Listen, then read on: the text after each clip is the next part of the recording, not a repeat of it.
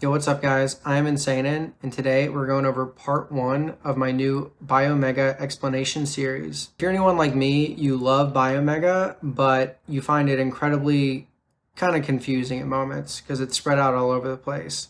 This series is to remedy that. We're going to be going over the past and events that took place in the background leading up to the current events of Volume 1.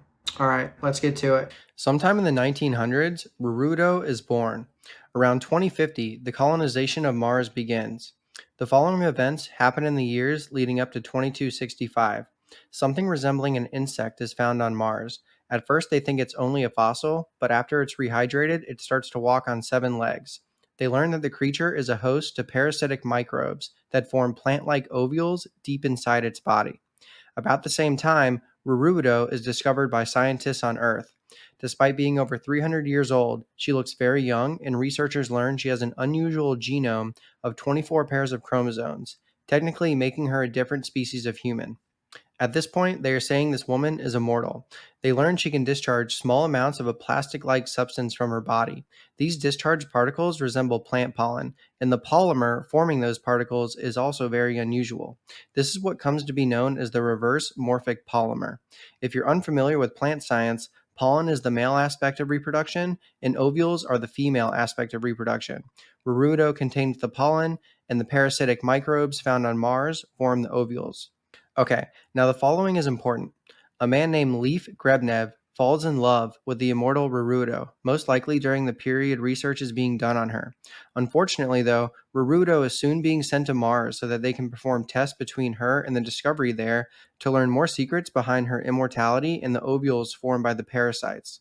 The love seems to be reciprocated because when she leaves, she says she's sorry. In the year 2265, attempts to pollinate the parasitic-made ovules with Perudo's pollen on Mars are successful, but as the ovules mature, the host lifeform dies in the process. Something unknown emerges following the experiment, and chaos breaks out on Mars, causing the colony to collapse. The cause of the disaster is the parasites adapting to human physiology and turning those infected into drones. This becomes known as the N5S virus. Once a person is infected, it rewrites their genes, turning them into completely different beings. There is one survivor not affected by the parasites on Mars, and that would be our immortal Rurudo. Now, in 2266, the year following the disaster on Mars, a large scale active data terrorism occurs on Earth. The entire world's digital records are lost, and the Mars incident is soon forgotten. As civilization gradually begins to decline, Leif Grebnev begins a project to restore the lost data. This is the beginning of what would later become the DRF, or Data Recovery Foundation. In 2272, Leaf starts a company called Microvolt to perform research on immortality developing drugs and medical devices. They also perform brain transplants as a way to prolong life. Over time, this company changes names, engages in philanthropy, and eventually becomes the world's biggest corporation, the DRF, but that happens much later. Leaf is looking for a way to gain immortality so that he can be with Rurudo, and is most likely performing brain transplants or taking life extension drugs until he can reach his goal in the meantime. In 2305, the man made island 9J0 is created, somewhere in the Pacific Ocean. Now, sometime in the 2400s, a woman with paranormal abilities and unique talents is born. Her name is Nia Rudy. She possesses an advanced form of psychometry that gives her the power to understand whatever she touches and can read the thoughts of not only living creatures, but also the residual thoughts of long dead creatures absorbed into ruins or structures. The origin and full scope of her powers are unknown to us, as she's capable of some pretty crazy stuff throughout the story. Her powers are accompanied by her use of what's referred to as spirit matter, and is seen as these white worm like things she produces. At some point in time, she is discovered and joins Microvolt. Sometime later, the existence of Narain Megunato is discovered. Narain is a man with psychic powers whose brain waves can easily twist a person apart. As a child, Narain's powers are out of control, causing him to be borderline insane. Nia Rudy assists Microvolt in recruiting Narain by using her spirit matter to understand and communicate with him. She teaches him how to control his powers and convinces him to join Microvolt. Later on, when Nia Rudy and Narain are both adults, they break into Leaf's room, and Nia Rudy stumbles upon a locket with Rurudo's picture on it. She learns about Leaf's and Rurudo's past relationship, and also discovers a secret compartment in the locket that contains what appears to be seeds, but is more likely a source of the pollen that Rurudo can produce because of later events involving these things. She uses her spirit matter on one of them and learns everything there is to know. She calls the plant that would be born the Recreator. A full explanation behind the Recreator will accompany its birth in part 2 of the series, but for now, just realize that Nearuti learns if certain conditions are met regarding the ovules and pollen previously discussed, a person's wish can be granted. Okay, back to Leaf. At some point during his research, Leaf traces the lineage of Rurudo to a small village in the Ajita district where they hear rumors of a strange girl. The girl's name is Viev Chiena, who would later live under the alias name Eon Green, and just like Rurudo, she has 24 pairs of chromosomes and produces the same pollen-like particles. This is how Leaf gains access to researching the reverse morphic polymer again. This new discovery leads to Leaf creating an egg fertilized with the cells of himself and Vievciana to produce an immortal human. He takes that immortal human's brain and transfers it into his pet bear Kozlov. So Kozlov is now a bear with an immortal human's brain. Okay, then Leaf transfers his own brain into the immortal human he created to become immortal himself. Also around this time, the synthetic human known as Doc is created. He works in the research and development department of the DRF and is Leaf's representative. Nearuti learns about Leaf's immortality discoveries and disagrees with the development of this kind of technology, saying that Leaf doesn't realize the consequences of making humans immortal, doesn't care what happens to the world, and only has one goal in mind. That goal being able to spend his life with his love, the immortal Rurudo. Leaf is afraid of Nearuti and the things she might do with his research, and during the early 2800s, the following happens. Leaf shuts down the Zell laboratory, the place Vievciana is seen working as an employee. He seals off the Continental geostationary satellite, hides the reverse morphic polymer, and completely disappears. Afterwards, Nearuti becomes the new leader of the DRF, aka the matriarch, and she appoints Narain to be in charge of the Public Health Service, aka PHS, which is a subsidiary of the DRF. Now, Narain also becomes afraid of Nearuti and takes extreme measures to make sure she can't read his thoughts by undergoing surgery and experimentation on himself. Okay, sometime before the year 3003, something happens that involves Leaf giving over his research and secrets. This leads to Nearuti having access both to the reverse morphic polymer and the key to the Continental geostationary satellite. Once this happens, the ball is in Nearuti's court and she starts planning her own human species general conversion plan.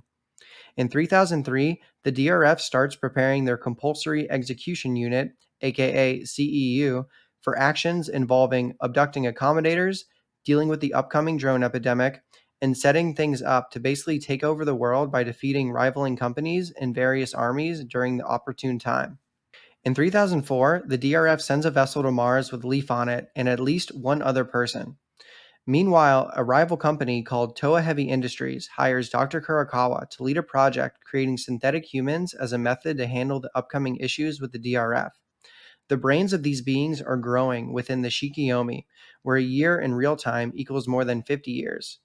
Dr. Kurakawa's own daughter is plugged in to act as the mother and raise them. Zoichi and Fuyu Kanoe are the first pair to finish growing. They are followed by the pairs of Nishu and Shin Mizuno and Go and Tira Hinoto. In 3005, the DRF's vessel lands on Mars.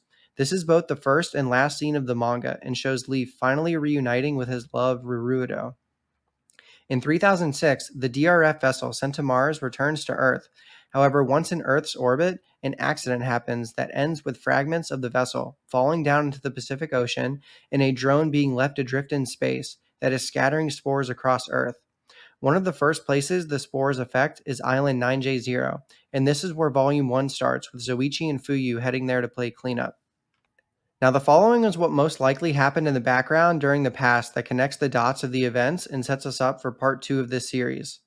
Leaf was a smart and sneaky mofo who created an empire of power and wealth on the basis of immortality-seeking research for humanity, when all he really cared about was immortality for himself so that he could be with his love. Zell Laboratory was most likely the place where Leaf performed the research and experiments using Vievciana once he learned about her existence, leading to him unlocking immortality for himself. What happened there was kept secret from the rest of the DRF, and the facility was shut down soon after his disappearance. When Leaf disappears, he puts his representative synthetic human Doc in charge of raising Kozlov and looking after Vievciana. They have Vievciana change her name and live under the alias Eon Green so that her identity isn't discovered by Rudy. Doc plays caretaker to Kozlov until he is mature enough to look after Eon Green himself. Doc was also probably Leaf's connection to doing anything behind the scenes following his disappearance. Leaf's pet bear Kozlov is most likely immortal and was created as a prototype during the testing stages of creating an immortal human body using Vievciana's genetic makeup. I hate to say this, but Leaf probably did something to Vievciana that made her mentally disabled. He did this so that she would be an easier test subject and less of a liability further down the road. Either that or Vievciana was born with some sort of mental disability, because she is seen being incredibly simple and doesn't seem to understand the full scope of her surroundings. Rudy and Narain obviously live for hundreds of years. They both either have a unique genetic makeup that goes along with their powers, giving them longer lifespans, or they are using life extension drugs/surgery that Leaf and Microvolt discovered along the way. At some point in time, Rudy turns into a diabolical bitch that wants to take over the world and have it reborn under her own design. Her power most likely got to her head and might have even made her insane, but at the very least, extremely irrational. Narain secretly starts plotting against Rudy by trying to find a way to make his own plan for the human race come true. This plan involves immortality, which goes against Rudy's wishes.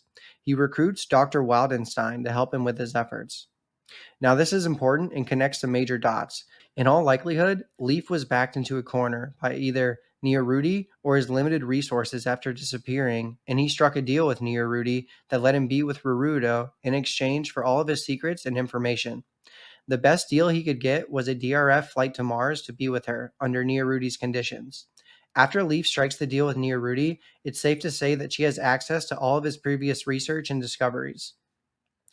After Leaf reunites with Rurudo, he's responsible for infecting the other DRF crew members that arrived with him and sending the ship back to Earth so that the N5S virus could create a form of baptism to a new human race in accordance with Rudy's wishes.